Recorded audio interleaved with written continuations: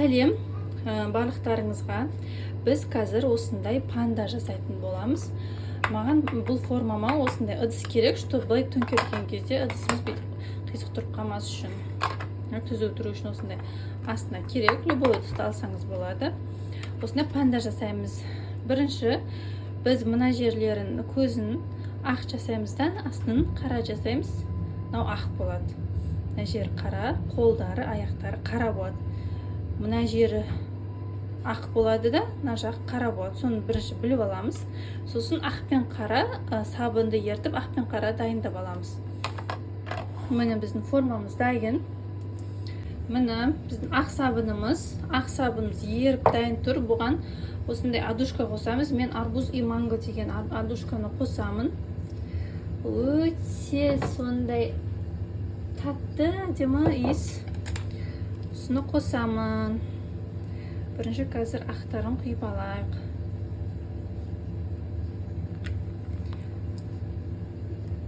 Міне, араластырамыз. Бұны біз ақтарын осындай пипетка керек бізге. Пипеткамен құятын боламын. Бұны формамызды жақындатып алайық. Шері ақ болады.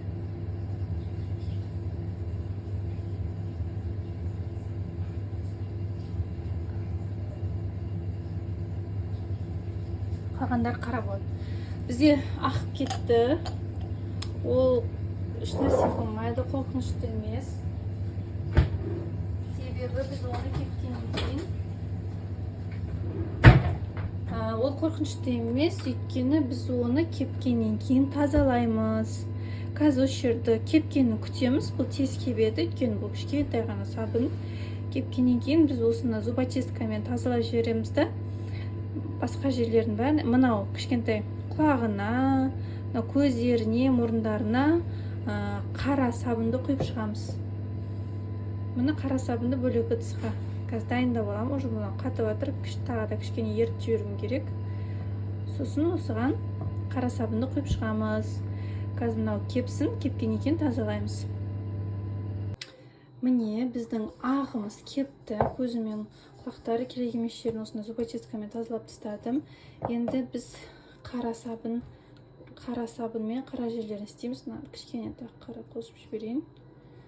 Қара түс қостым. Және де тағы да бұған адушка қосамыз. Бұған тек қана ақ пен қара түс қажет болады бізге. Қалғанын өйстіп араластырамыз. Міне бізге осындай қара түс керек. Енді осыны да осындай таза пипеткамен керек жерлерімізге құйып шығамыз.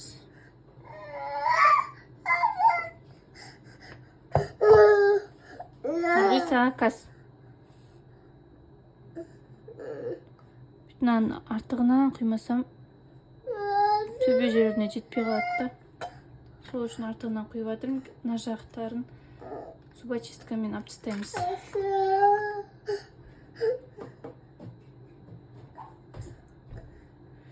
Қазір осы екеуін кептіріп аламыз.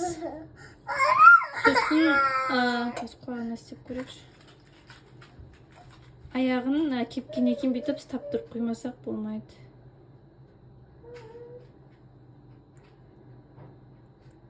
Көпіріп кетті біздікі.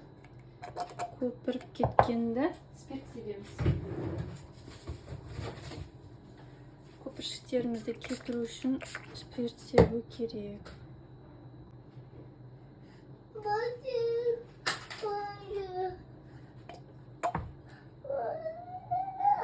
Міне қыздар, мен сабыным қазір ертіп дайын тұр. Осы өзіме керек детальдардың бәрін құйып алдым. Ол қатқаннан кейін мен ол жердің бәрін зубочисткамен тазалап шықтым. Керек емес жерлердің бәрін. Кішкене ағып кетіпті. Керек емес жерлердің бәрін зубочисткамен өйстіп тазалап шығамыз. Сөйтіп сабындарымызды бетін былай жылтыр болып тұрмау керек. Үсті бетін зубочисткамен ысырып шығамыз. Сабынымыздың беті жылтыр болса, кейін бір-біріне жабыспай қалады да, мыналар түсіп қалады. Бетіндегілер. Сол үшін бетін үстіп сырып шығамыз. Неровно поверхность болу керек та. Сол кезде сабындарымыз бір-біріне жабысады. Міне.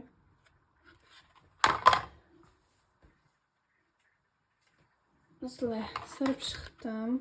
Енді қалғандарын бәрін мен ақпен құям. Қолдары, аяқтары қара, денесі ақ панда болады. Біреулер осындай жерлерін бәрін қарамен бүйтіп істеп жатады, ол бірақ таза шықпайды.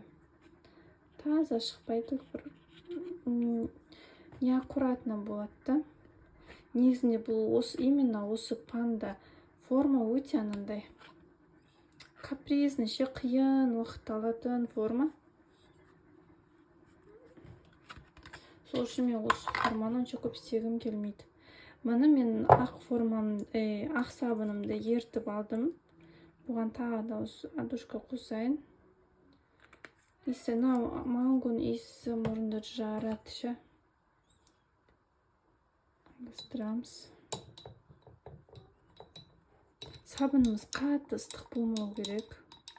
Потом мына жақтағы кішкентай нелерімізді ертіп жібереді. Қара түстерімізді, сосын сол аққа өтіп кетеді. Мына қазір кішкене ыстықтау болып тұр, сәл суы керек.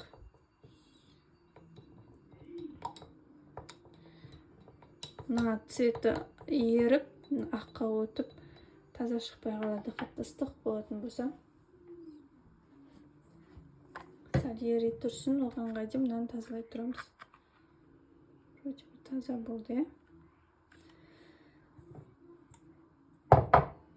Сыратындарды көрейік.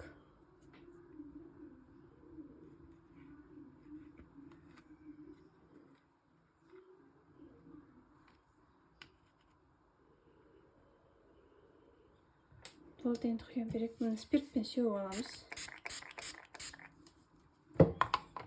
Сосын үстіп жайлап құямыз.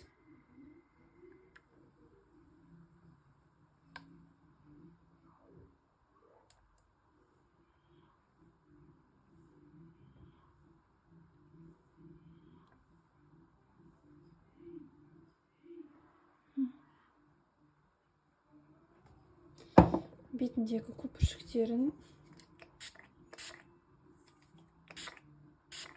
спиртсеу жеріміз өтіп кетеді.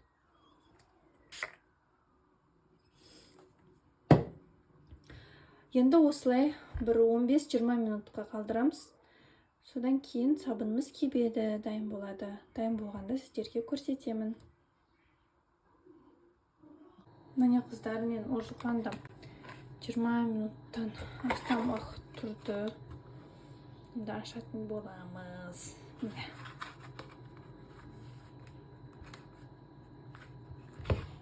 Міне осындай әдемі пандочка шықты.